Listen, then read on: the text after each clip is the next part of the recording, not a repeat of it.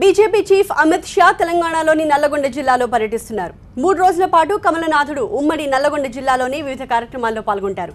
ఈ సాయంత్రం నల్లగొండ పట్టణంలో మేధావులతో సమావేశమయ్యారు. వారి ఆలోచనలు తెలుసుకుంటూ పార్టీ కార్యక్రమాలు ఆలోచనలను అమిత్ షా వారితో పంచుకున్నారు. దక్షిణాదిలో తెలంగాణ నుంచే సమరశంఖం పూరిద్దామని బీజేపీ చీఫ్ మేధావులకు చెప్పారు.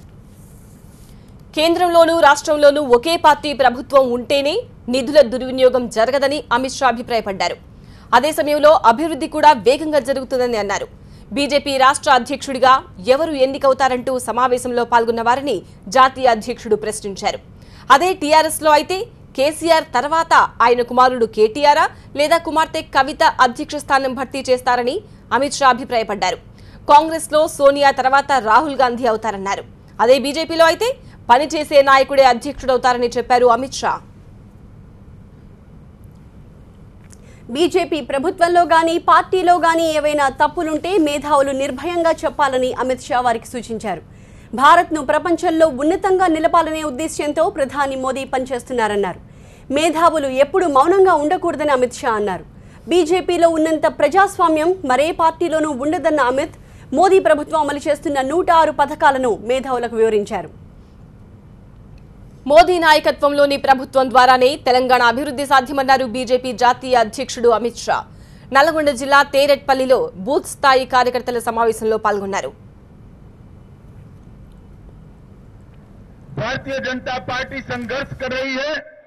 मुझे भरोसा है आने वाले दिनों में तेलंगाना में भी भारतीय जनता पार्टी की सरकार बनने वाली है। ఏ రకంగా గత 2 సంవత్సరాలుగా రాష్ట్ర బీజేపీ తెలంగాణ శాఖ ప్రజా సమస్యల మీద ఉద్యమం చేస్తూ ప్రజలకు చేరువవుతున్నదో, ప్రజల మద్దతు కూడగట్టున్నదో, రాబో రోజుల్లో ఖచ్చితంగా తెలంగాణ రాష్ట్రంలో కూడా బీజేపీ అధికారంలోకి వస్తున్నటువంటి సంపూర్ణ విశ్వాసం, నమ్మకం నాకున్నది. मित्रों, जिस प्रकार से नरेंद्र भाई के नेतृत्व में केंद्र में भारतीय जनता पार्टी की सरकार चल रही है, देश के हर गरीब, हर दलित, हर आदिवासी, किसान, युवान, महिला और गांव सबके लिए अनेक प्रकार की योजनाएं लेकर नरेंद्र मोदी सरकार आई है. కేంద్రంలో మన ప్రియతమ ప్రధాని నరేంద్ర మోడీ గారి ప్రభుత్వం వారి నాయకత్వంలో దేశంలో ఉన్నటువంటి పేద వర్గాల కోసం, బలహీన వర్గాల కోసం, బడుగు వర్గాల కోసం, దళితుల కోసం, మహిళల కోసం, యువకుల కోసం, రైతుల కోసం ప్రత్యేకంగా అనేక సంక్షేమ కార్యక్రమాలు తీసుకొని ముందుకు పోతా ఉన్నది. ఆ యొక్క కార్యక్రమాలను కూడా మీకు అందాలనేటువంటి తలపుతోనే భారతీయ జనతా పార్టీ కార్యకర్తలు మీ వద్దకు వస్తా ఉన్నారు.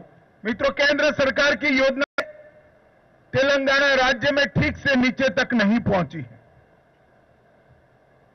కేంద్ర ప్రభుత్వం, నరేంద్ర మోడీ ప్రభుత్వం ఏ పేదల సంక్షేమం కోసం తీసుకున్న కార్యక్రమం ఉన్నాయో ఇక్కడ తెలంగాణలో అనుకున్న రీతిలో అవి అమలు జరగటం లేదు, పేదవాళ్ళకు అందటం లేదు. పేదల సంక్షేమం కోసం తీసుకున్న కార్యక్రమాలకు పేదలకు చేరువ కావటం లేదనేది ఈరోజు స్పష్టమవుతా ఉన్నది. लगभग 4.5 करोड़ टॉयलेट्स देश भर के गरीबों के घर में बन गए हैं, मगर मैं तिरटपल्ली में आकर जब गरीब के घर में जाता हूं और वहां पर टॉयलेट नहीं बना है, शौचालय नहीं बना है, तब मालूम पड़ता है कि राज्य सरकार केंद्र सरकार की योजनाओं को गरीब तक नहीं पहुंचा रही. కేంద్ర ప్రభుత్వము, నరేంద్ర మోడీ ప్రభుత్వము ఈ పేద ప్రజల కోసం, ముఖ్యంగా తల్లులను, చెల్లెలను దృష్టిలో పెట్టుకొని దేశవ్యాప్తంగా 4.5 కోట్ల మరుగుదొడ్లను ఈరోజు నిర్మిస్తూ ఉంటే ప్రతి ఇంటికి మరుగుదొడ్లు కావాలని. కానీ ఈ రోజు నేను తేరెట్పల్లి వచ్చిన తర్వాత ఈ తేరెపల్లి గ్రామంలో చాలా మంది మరుగుదొడ్లు లేవని చెబుతున్నారంటే కేంద్రం ఇచ్చినటువంటి పథకాలు ఈ తేరెట్పల్లిలో అందుతలేదంటే రాష్ట్ర ప్రభుత్వము దాన్ని ఏ రకంగా పరిగణిస్తుందో ఈ రోజు నాకు స్పష్టంగా అర్థమవుతా ఉన్నది.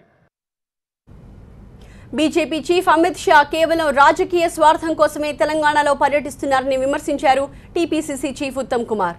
విభజన బిల్లులో తెలంగాణకు ఇచ్చిన హామీల్లో ఒక్కటి కూడా అమలు కాలేదన్నారు. 3 ఏళ్ల పాటు నిద్రపోయి ఇప్పుడు రాజకీయం చేయడానికి వచ్చారన్నారు. తెలంగాణ బిల్లులో ఉన్న విషయాలు అమలు చేయకుండా వరంగల్లో రైల్ కోచ్ ఫ్యాక్టరీ ఇస్తామన్నారు. దాని సంగతి ఏమైంది అమిత్ షా గారు? ఖమ్మంలో స్టీల్ ఫ్యాక్టరీ ఇస్తామని తెలంగాణ బిల్లులో ఉంది. దాని సంగతి ఏంది అమిత్ షా గారు? ట్రైబల్ యూనివర్సిటీ ఎందుకు పురోగతి చెందలేదు? హైకోర్టు విభజన సంగతి ఏంది, ఈ విషయాలు తెలంగాణ ప్రజలకి మేలు జరిగే విషయాల గురించి ఏమీ చేయకుండా 3 ఏళ్లలో బీజేపీ ప్రభుత్వం నిద్రపోయి ఈరోజు ఒక రాజకీయ దురుద్దేశంతోనే పర్యటన చేస్తున్నారు. అదేవిధంగా ఐటీఆర్ యూపీఏ ప్రభుత్వంలో ఇన్ఫర్మేషన్ టెక్నాలజీ ఇన్వెస్ట్మెంట్ రీజియన్ మంజూరు చేసి 2.5 లక్షల కోట్ల పెట్టుబడితో 52 లక్షల ఉద్యోగాల పొటెన్షియల్తో యూపీఏ ప్రభుత్వం మంజూరు చేస్తే మరి ఎన్డీఏ బీజేపీ ప్రభుత్వం వీరందరూ దాని మీద నిద్రపోయి ఈరోజు అమిత్ షా గారు కేవలం ఒక రాజకీయ లబ్ధి కోసమే తెలంగాణ తిరుగుతున్నారు. తెలంగాణ ప్రజల మేలు కోరుకోవడం లేదని చెప్పి కాంగ్రెస్ పార్టీగా మేము మనం చేస్తున్నాం. అమిత్ షా గారు 2 ఊర్లు పోతున్నారని, ఒక ఊర్లో రజాకారుల ఊచకొత జరిగిందని, నిజంగా చరిత్ర తిరిగి రాసి